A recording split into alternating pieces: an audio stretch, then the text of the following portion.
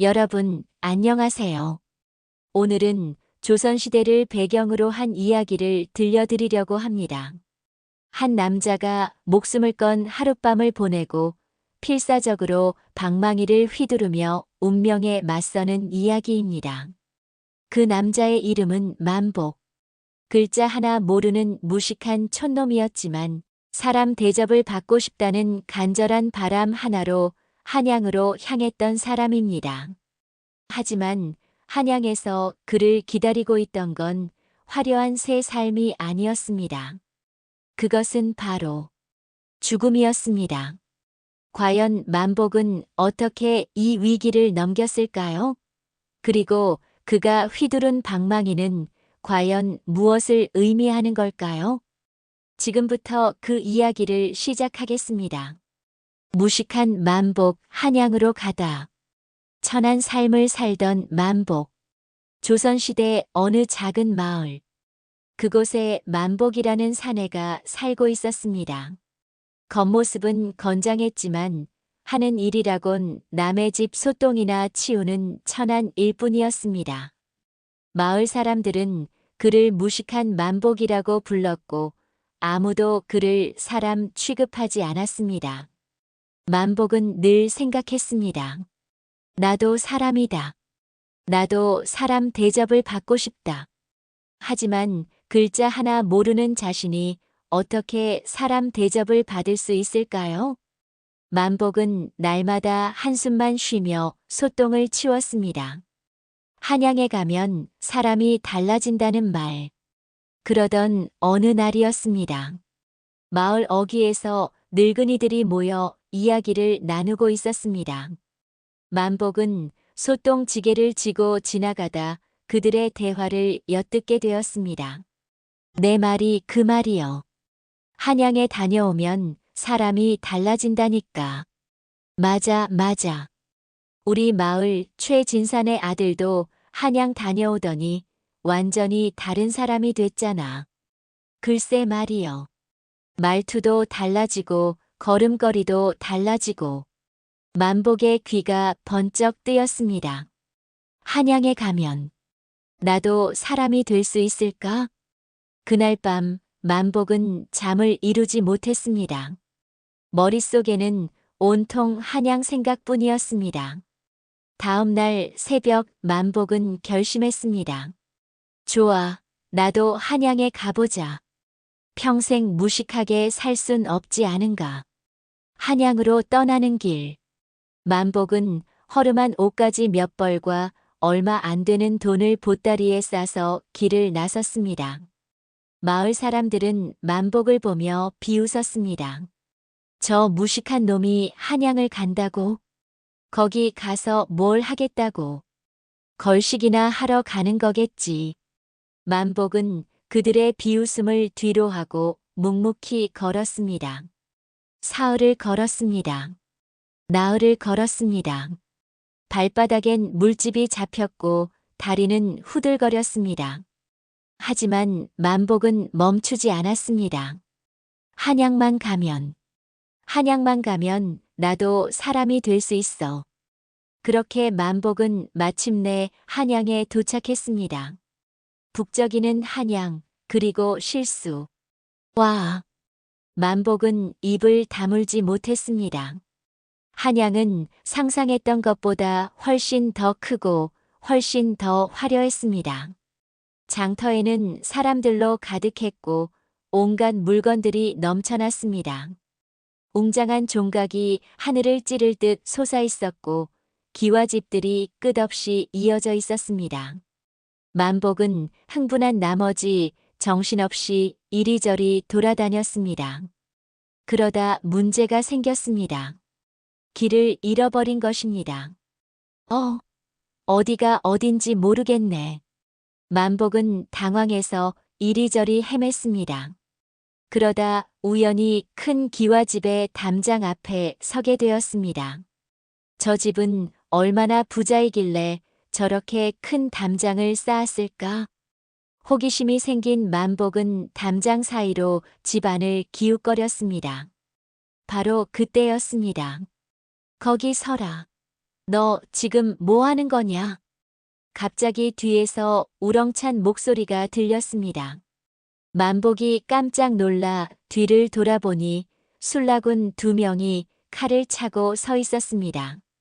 저는 그냥 이 대감댁 담장을 기웃거리고 있었지. 내 놈, 소도둑이로구나. 소도둑? 아니, 저는. 만복은 황급히 변명했지만 술라군들은 들으려 하지 않았습니다. 잡아라. 술라군들이 만복을 덮쳤습니다. 대감집 별당의 비밀. 망태기에 갇힌 만복. 만복은 순식간에 망태기 속에 갇혔습니다. 이게 무슨 일이야? 나는 소도둑이 아니라고.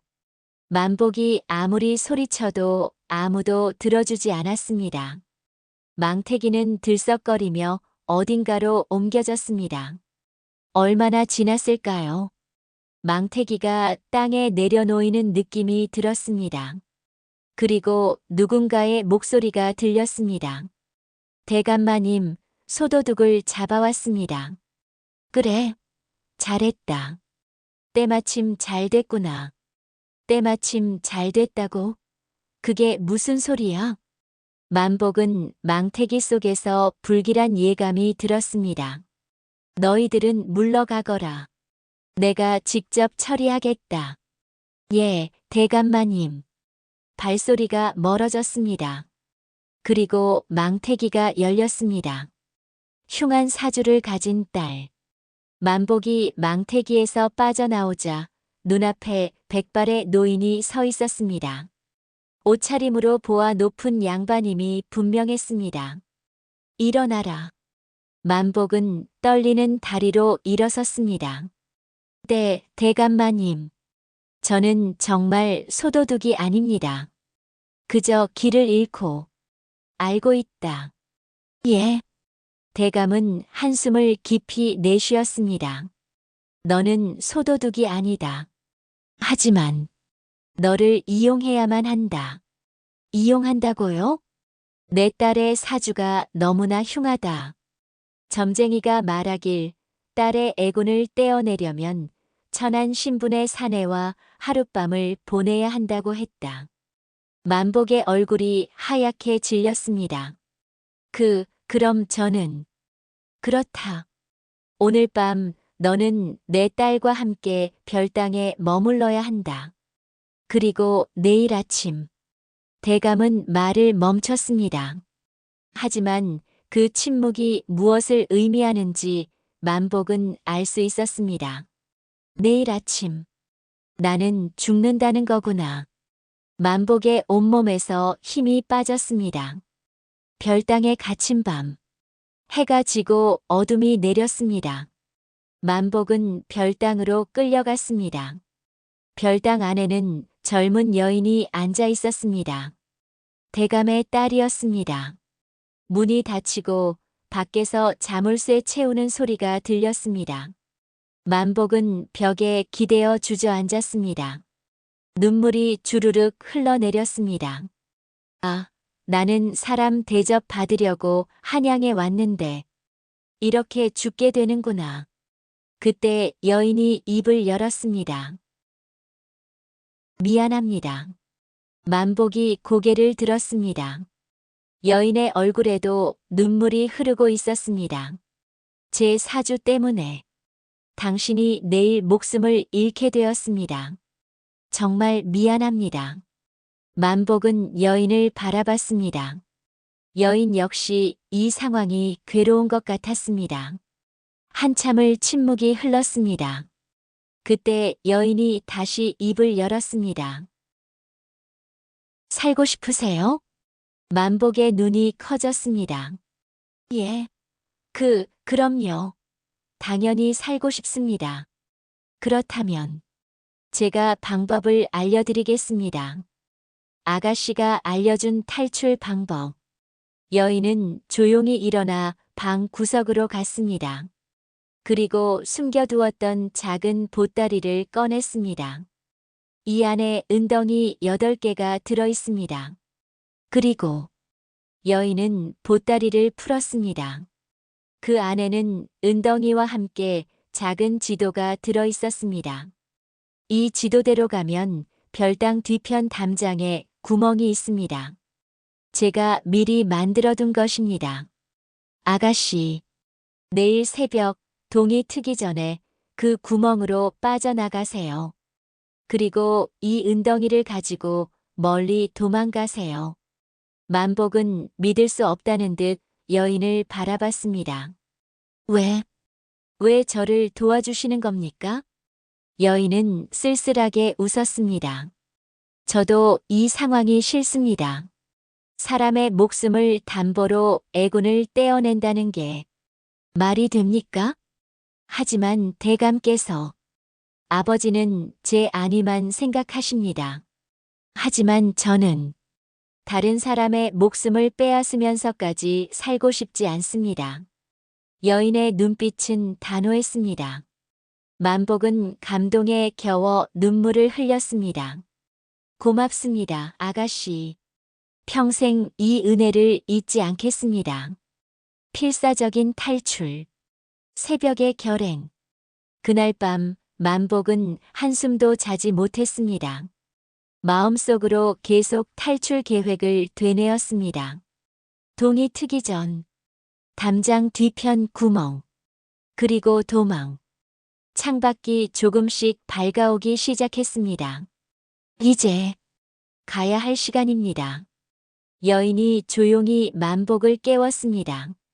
만복은 보따리를 품에 꼭 안고 일어섰습니다. 정말 감사합니다, 아가씨. 빨리 가세요. 시간이 없습니다. 만복은 여인이 알려준 대로 별당 뒤편으로 향했습니다.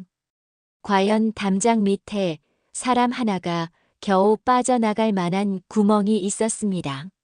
만복은 구멍으로 몸을 밀어 넣었습니다. 조금만 더.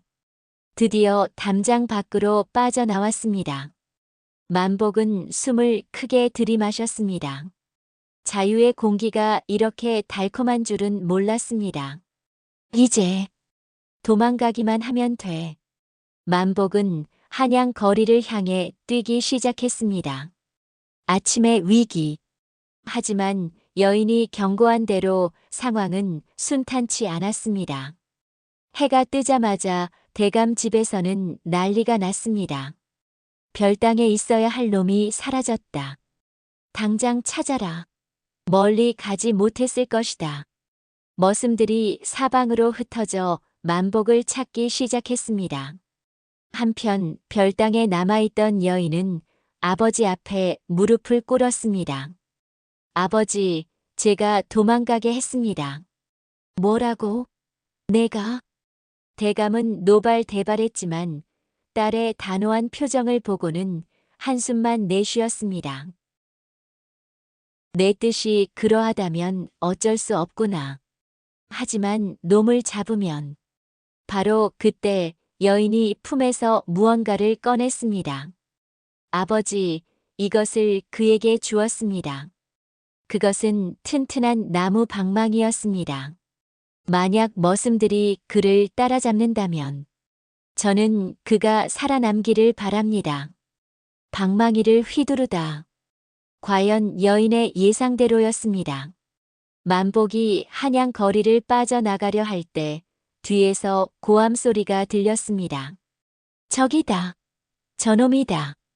대감집 머슴 대여섯 명이 만복을 향해 달려오고 있었습니다. 안 돼. 이대로는 잡힌다. 만복은 보따리를 열었습니다. 그 안에는 은덩이와 함께 단단한 나무 방망이가 들어 있었습니다. 그리고 작은 쪽지 하나. 살고 싶다면 망설이지 마세요. 휘두르세요. 아가씨의 글씨였습니다. 머슴들이 점점 가까워졌습니다. 만복은 방망이를 꽉 쥐었습니다. 손에서 땀이 흘러내렸습니다. 살아야 한다. 나는 살아야 한다. 잡았다. 머슴 하나가 만복의 옷자락을 붙잡았습니다. 그 순간, 으아! 만복은 있는 힘껏 방망이를 휘둘렀습니다. 퍽! 방망이가 머슴의 어깨를 정통으로 맞췄습니다. 머슴이 비명을 지르며 바닥에 쓰러졌습니다. 이놈이! 다른 머슴들이 분노하며 달려들었습니다. 하지만 만복은 멈추지 않았습니다. 휙! 퍽! 쾅! 방망이가 공기를 가르며 머슴들을 내리쳤습니다. 으악! 이놈의 힘이 장사구나. 머슴들이 하나둘 쓰러져 나갔습니다. 만복 자신도 놀랐습니다. 평소 소똥이나 치우던 자신에게 이런 힘이 있었다니. 아니, 이건 힘의 문제가 아니었습니다. 살고자 하는 절박함. 그것이 만복을 움직이게 한 것입니다. 탈출 성공. 마지막 머슴까지 쓰러뜨린 만복은 숨을 헐떡이며 주변을 둘러봤습니다. 더 이상 쫓아오는 사람은 없었습니다. 해냈다. 내가 해냈어. 만복은 방망이를 땅에 내려놓고 주저앉았습니다. 온몸이 후들거렸습니다. 하지만 이제 쉴 시간이 없었습니다. 만복은 다시 일어나 한양을 벗어나기 시작했습니다. 해는 이미 중천에 떠 있었고 한양 거리는 사람들로 북적였습니다. 만복은 그 사이를 비집고 빠져나가며 생각했습니다. 아가씨, 정말 고맙습니다. 당신 덕분에 살았습니다. 그리고 다짐했습니다. 이 은혜를 절대 잊지 않겠습니다. 그리고 이 은덩이로 나는 새로운 삶을 시작하겠습니다. 새로운 시작. 밤의 피난처. 한양을 벗어난 만복은 밤이 될 때까지 쉬지 않고 걸었습니다. 다리는 천근만근이었고 배는 고팠습니다. 하지만 멈출 수 없었습니다. 조금만 더 멀리. 밤이 깊어졌습니다. 어둠 속에서 만복은 희미한 불빛을 발견했습니다. 저기 집이 있구나. 그것은 작은 기와집이었습니다. 창문 사이로 희미한 촛불이 새어 나오고 있었습니다. 만복은 조심스럽게 다가갔습니다. 하룻밤만 쉬어가자. 만복은 집 뒤편의 작은 헛간으로 들어갔습니다. 그곳에는 마른 짚이 쌓여 있었습니다.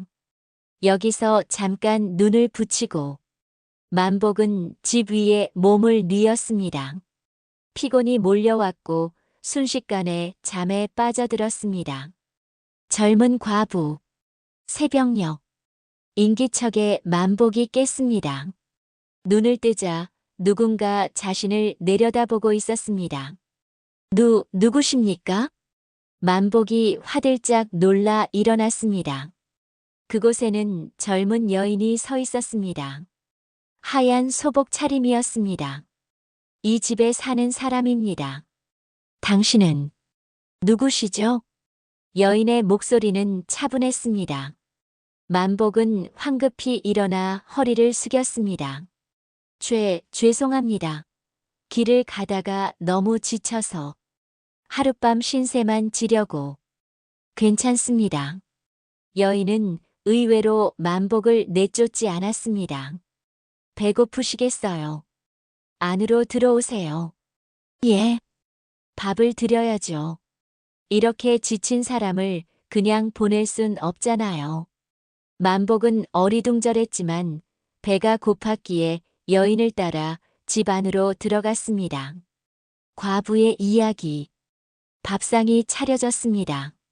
만복은 허겁지겁 밥을 먹었습니다. 얼마나 배가 고팠던지 세 그릇을 순식간에 비웠습니다. 여인은 그런 만복을 조용히 바라보다가 입을 열었습니다. 저는 과부입니다. 만복이 고개를 들었습니다. 남편이 1년 전에 세상을 떠났어요. 병으로요. 그러셨군요. 그 뒤로 혼자 살고 있습니다. 마을 사람들은 젊은 과부라고 수군거리지만 신경 쓰지 않아요. 여인의 얼굴에는 쓸쓸함이 묻어났습니다. 남편이 재산을 좀 남겨놔서 먹고 사는 데는 지장이 없어요. 하지만 외로워요. 만복은 여인을 바라봤습니다. 이 사람도 나처럼 외로운 사람이구나. 당신은 왜 이렇게 급하게 도망치듯 왔나요? 만복은 잠시 망설이다가 자신의 이야기를 털어놓았습니다.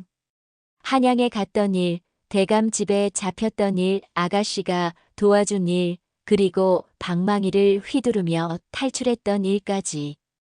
여인은 만복의 이야기를 조용히 들었습니다. 그렇군요. 당신도 살기 위해 필사적으로 싸웠군요. 예, 살고 싶었습니다. 그 마음 이해해요. 여인이 말했습니다. 저도 남편이 죽고 나서 살고 싶었어요. 혼자라도 살고 싶었어요. 두 사람 사이에 침묵이 흘렀습니다. 그것은 서로의 상처를 이해하는 침묵이었습니다. 함께 살자는 제안. 며칠이 지났습니다. 만복은 과부의 집에 머물며 집안일을 도왔습니다.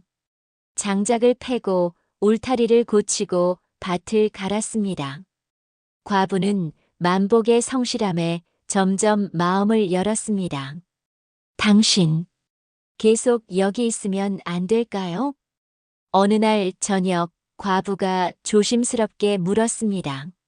예, 마을 사람들이 뭐라 하든 저는 당신이 좋아요. 착하고 성실하고 무엇보다 외롭지 않아요.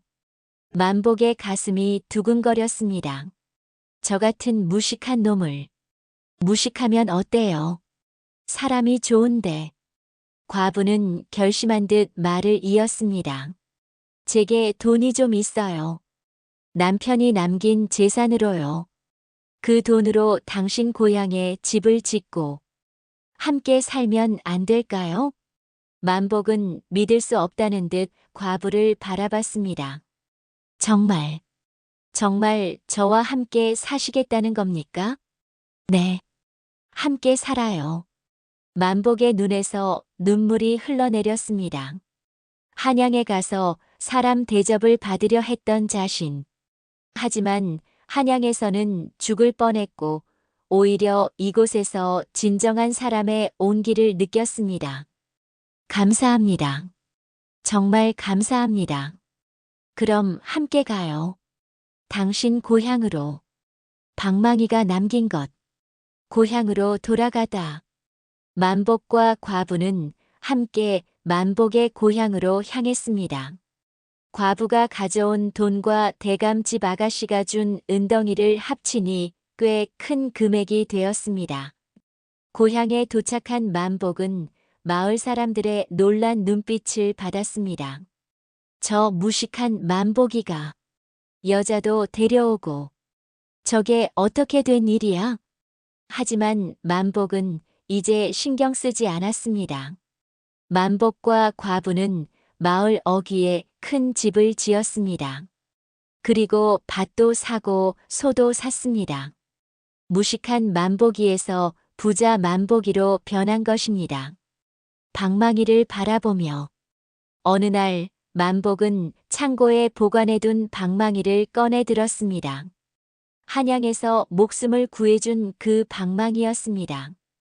이 방망이를 휘두르지 않았다면 나는 지금 이 세상에 없었겠지.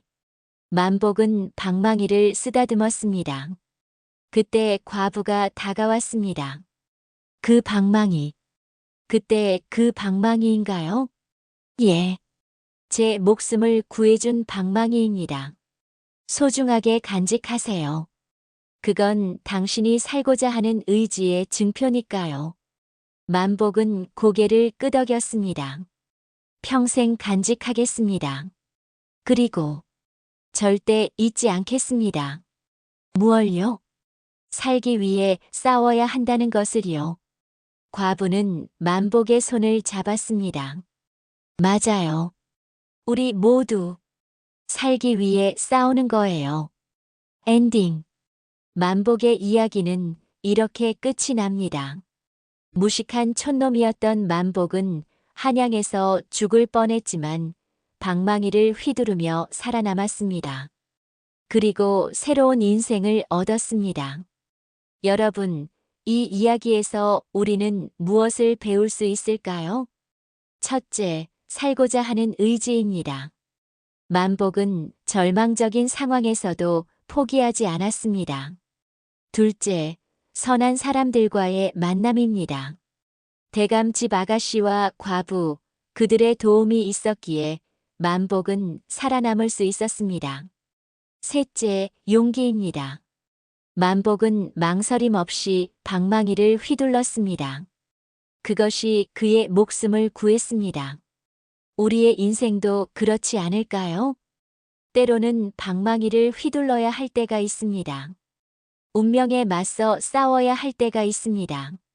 그리고 그럴 때 망설이지 마세요. 살기 위해 휘두른 방망이는 결코 부끄러운 것이 아닙니다. 그것은 당신이 살고자 하는 의지의 증명이니까요. 오늘 이야기는 여기까지입니다.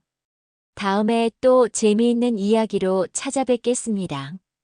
구독과 좋아요, 알림 설정 부탁드립니다. 감사합니다.